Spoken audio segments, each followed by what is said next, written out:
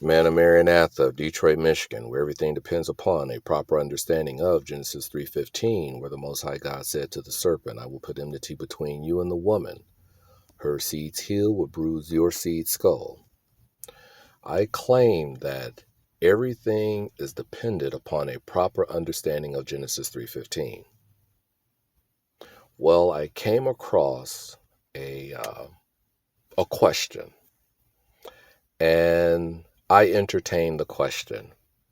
I already had my preconceived idea of how to answer the question, but I really listened to what was behind the question. I heard the words of the question, but I was trying to find out, why is this person asking such a question? And the question it was regarding the legitimacy to the New Testament. They felt that since we don't know who wrote the New Testament, that they felt that, since all of the ministers of today are using the New Testament to produce Christianity, and that this person the person who was asking the question, they didn't see how the Old Testament was, or they did not see how Christianity was the fulfillment of the Torah. They didn't see how where God said that he was going to come into the flesh. They didn't see that. They didn't see Sunday worship. They didn't see Easter. They didn't see December 25th. Isaiah says, don't cut down the tree and ordain it with silver and gold. Everything that they hear or that they've heard when it comes to this Bible, and especially in the New Testament, because all of these so-called men of God, they're teaching things that are not there. So this person began to question the accuracy, the validity of the New Testament. And I heard what they were saying, but as I was saying, I was trying to figure out what is the real motive to why they doubt it. And it was interesting because every time they spoke, they quoted the New Testament. And, they were saying the New Testament is bogus, is evil, is doctored, it's man-made, and therefore we should just throw it out. But yet every time that they were trying to express their reason to throw it out, or every time they expressed their understanding of God or the Messiah, they quoted the New Testament. And I was saying, look, you can't have your cake and eat it too. If you knew that I was using rat poison, or I had rat poison right next to my pepper in the kitchen, and I'm always cooking, and I don't have good eyesight, would you trust my meal? Would you really want to eat my meal? If you knew that, I was struggling with some hard times and I was eating dog food and I made you some meatloaf, would you really want to eat my meatloaf? So if you know that the book has been so-called compromised, you can't quote the book to support your idea. I think that's very fair to say. Now, with the understanding of Genesis 3:15, if this is a prophecy that did not come from the mouth of man, but actually came from God, then I think we should be focused on what God is saying, not what man is saying. So if you wanted to throw all of the New Testament out, and this was a weak argument, but I just want to say, if you want to throw all of the New Testament out because these are the teachings of men, then do it. Just throw everything out of the New Testament. Don't even look at it. Let's just look at what God has said in Genesis 3:15, because that is a prophecy. Now, this prophecy does not come true until the New Testament. See, there was a church father by the name of Augustine. I think it was either Augustine or Jerome. And they said that the New Testament is hidden in the Old, and the Old Testament is revealed in the New. You cannot have one without the other. All of the New Testament is based upon the prophecy of Genesis 3:15. Now, when you understand that this book is dealing with a people, a historical people, it has been said that there's going to come a time where the invaders, the Gentiles, the enemy, they will come in and they will destroy your land, and you're going to be dispersed. You're going to have to flee. You won't have time to pack a suitcase. You're going to have to get up and go. Now, when that time came, they didn't go back and pack up their bags and then put the Torah and then put some, edibles, Lunchables, some food, and some drinks. No, they ran for their lives. Now, once they got to their destination, the group of people who listened to Mark, because he was an evangelist, those people that listened to Mark, because he went out preaching, they got together and they said, hey, I follow Mark. I was listening to Mark, and this is what Mark said. And they got together, and every day, every Sabbath, whenever they got together, they reminisced on what was said. And then they put it together in a book, an epistle, a letter. So this is the gospel according to Mark. Mark didn't write it, but this is according to Mark. And it's the same thing with the people of Matthew. The people who followed Matthew, once they got together, when they got on the west side of wherever they were at, and they got together and they broke bread and they talked about the things that they've learned and what Matthew had said, they put things in a book. And then one day, the people who were putting the Gospel of Matthew together, they came across the people who were writing something dealing with Mark. They compared notes and they said, yeah, okay, Mark is filling in some holes that we don't have in Matthew. And Matthew, some of the things that Matthew was saying filled in some of the holes in Mark. So they all got together on one accord, echad. They were all together. And that's why it's called the Synoptic Gospels. They got together and they produced a document that recorded their faith. Now, this happened years after the Messiah died. That's just like, do you remember when Magic Johnson got AIDS, what you were doing that day, where you were working? Do you remember when Ronald Reagan got shot, what you were doing? Do you remember when Buster Douglas knocked out Mike Tyson? You remember what was going on? Now, you might not had, wrote what was going on during that time, but you remembered. And if it was so important to you that, a group of, if you were a boxing aficionado, or if you were an historian of political laws and dealing with assassinations, or, if you were in hip hop, when Biggie or Tupac got shot, you get together and you put together a narrative, a story to say, this is my account of how it went down and how I remembered and what was going on in my community. See, what was going on in LA was something different what was going on in Detroit and what was going on in Chicago and New York and Atlanta.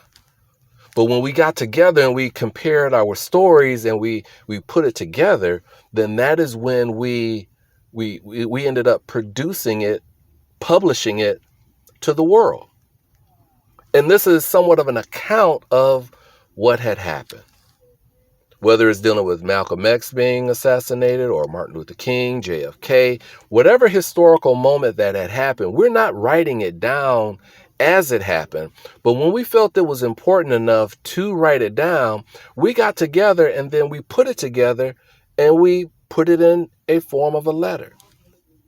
Now, yeah, it was 20, 30 years after the fact, But guess what? It happened. And what we remember, this is what we put down on paper. And it's the same thing that happened with the New Testament. Now, when it comes to Luke and Paul, these are basically the two people that we kind of accept as being historical people who actually wrote something. I mean, these were actual people who wrote something. Okay? So now, you or I have not physically walked or heard Christ. But yet, all of the things that we have learned and all of the things that God has done for us in our lives, we are able to give an account if we wanted to write something, and we could use certain scriptures to produce our narrative. And that's the same thing that Paul had done. But Paul was doing it from an aspect of being a Pharisee. He was doing it from an aspect of being a melanated person. He was doing it from the aspect of being an Israelite. So he had credibility to express certain things from his view. Now, was his ministry exclusively to the or to the Israelite? Not according to him. His mission was to the Gentile. And if you understood the scriptures said that in the testament of Benjamin, that a Benjamite would be a light unto the Gentiles. So even though the 12 had problems with Paul, even though Paul represented the wolf, and some people were like, Jesus is talking about be aware of sheep's or wolves in sheep's clothing, that, he was talking about Paul because Paul was going around persecuting people. People, they kind of looked at Paul in a way like, we really don't know who you are. But where does Paul go? He doesn't go to Jerusalem. He goes to Arabia. That's very significant in what you have to understand Paul's understanding of the scriptures. I mean, he's coming at it from a Abrahamic view, because Hagar, she had a seed and his seed would be blessed. And they too had records. They too had written documents that Israel, since Israel was always coming under some type of foreign occupation because they were never listening and obeying the laws, we had some cousins who had their written account. So when Paul goes, and he goes there for 14 years, gotta listen, and he studies and he reaffirms what he think he knows. He gets the understanding. And all you're get an understanding. You got to look at all of the scriptures. Most of you have not heard of the Testament of Benjamin. But if you look it up and you read it, it says that one of their relatives, who's going to be a Benjamite, he is going to be a light to the Gentiles. So when James, when he knowing the scriptures, the testament of Benjamin, he's like, hey, Paul might be that one. Let Paul go. Paul isn't necessarily for us. Paul is doing the ministry of what Isaiah has said, that we are to be a light to the Gentiles. And this is why Peter is saying that, look, many of the things that Paul is talking about is hard to understand, and many are twisting to their own destruction, because you don't even know that there has been a document known as the Testament of Benjamin. See, when you know all of the scriptures, then you can put everything into its proper place. But what the New Testament writers, what they were doing, they were writing to fulfill the prophecy of Genesis 3:15, because all four gospels, they place the Messiah where? His crucifixion is where? A place, a head of a skull. Calvary, that's Latin for cranium. It was a skull. See, when they took out Psalms 153, Psalms 153 tells you what David wrote. David wrote how he fulfilled Genesis 3:15, but you won't have that in your King James Bible. It's not so much that the devil took it out. The King James Bible is exclusively for the Gentiles. That's who it's for. It is the Israelite testimony that is exclusively for the Gentiles. The New King James Version. Now, the King James Version that has the Apocrypha, that's for the Israelites. And if you look at the Coptic Bible, it has Psalms 153. You remember the Ethiopian eunuch in the book of Acts that Luke, the Syrian? Because see, Luke, when he wrote his document, his gospel, he wrote it to a Roman dignitary, because this Roman dignitary is trying to figure out, hey, what was going on when Mike Tyson got knocked out by Buster Douglas? What was the backdrop? I mean, was he in the Nation of Islam, or was he dating somebody? Did he have a rape charge going against him? You know, what was going on? So Luke comes onto the scene and he's like, look, to this Roman official, I think his name was Theophilus. He is writing to Theophilus to give him a credible, valid account, record of who this Messiah was and how he fulfilled the Hebraic understanding of Genesis 3:15. Now, all of the things regarding the virgin birth and all of that stuff, yeah, that comes a little bit later. But the intent of the writers when they were writing the document, they weren't dealing with the paganism. They wrote about some of the people who were bringing in these heresies. I mean, even Peter was talking about people, first and second Peter, and I guess in the book of Jude, they were talking about people finding the book of Enoch. And how are we to, deal with this? We're finding all of these other books. And that's why when the book of John, when they got together, they put it in their epistle, their gospel, because, books were coming up left and right. Everybody was producing a gospel at that time, a written account. So John is saying,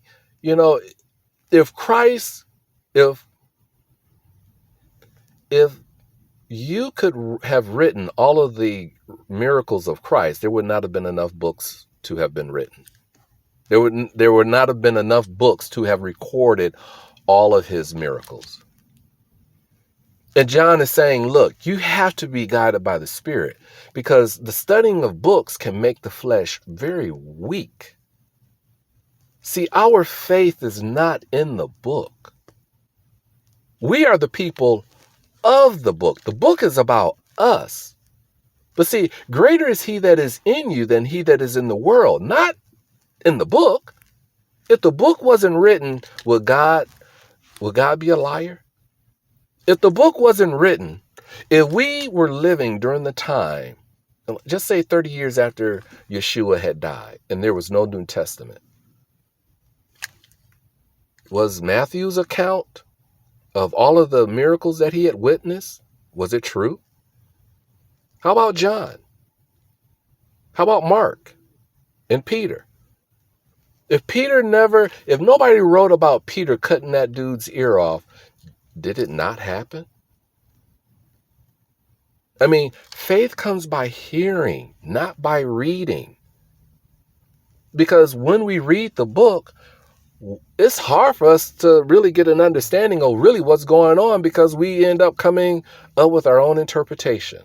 That's why the scriptures are for reproofing and correcting one another. But when we look at the document as being not credible, it puts us on a shaky ground. It puts us on sand instead of a rock. We can't be like Cephas, which is Aramaic for seaweed. We're just flowing back and forward regarding our faith. We have to become Petros, Peter, rock. We have to stand firm on what we believe. But when we have the wisdom and we have the understanding, because we know who our mother and we know who our father and we know who our brother is, we can answer these questions because we know how God, the Most High, fulfilled Genesis 3:15 and who he sent. See, when you understand who that Messiah was, see, that was a sign for Israel only. Gentiles can understand too, but that was a sign for Israel, because Israel always sought for a sign. Our sign is not in scriptures. Our sign is in the word of God, and his word does not come back void. So when David is a man after God's heart and he cut off Goliath's head, he was fulfilling the physical, because sometimes we just cannot see beyond what's in front of us. When we have giants in front of us, we get scared. But if we have the faith that is the grain, equivalent to the grain of a mustard seed, we can move mountains. We can remove obstacles that are in our way. We have to hold on to our faith, not so much in who wrote the book and who took out of the book and what book. No. What did God say? And when God says something, we have to understand, when was it fulfilled? And if it hasn't been fulfilled, guess what? It's going to be fulfilled. So just keep hope alive. Keep hoping. Have faith. Because you know that the demons, they got faith and they shudder. Don't you know that the Gentiles they're not of the God of Abraham, Isaac, and Jacob, they understand this book. They understand this prophecy, and they are scrambling now. But for you, Israel, spiritual, adopted, blood related, however you want to phrase it, stand firm in your faith. For when David cut off Goliath's head, he took it to Jerusalem and he buried it, because he was trying to fulfill Genesis 3:15. When the Messiah was crucified, his foot was over Goliath's head. Golgotha. I am the man of Maranatha. The scriptures are true. We must know how to read them and understand them. Do not be persuaded by every doctrine that comes about, that itches your ear. Have firm faith, belief. Know that your God is real. Israel.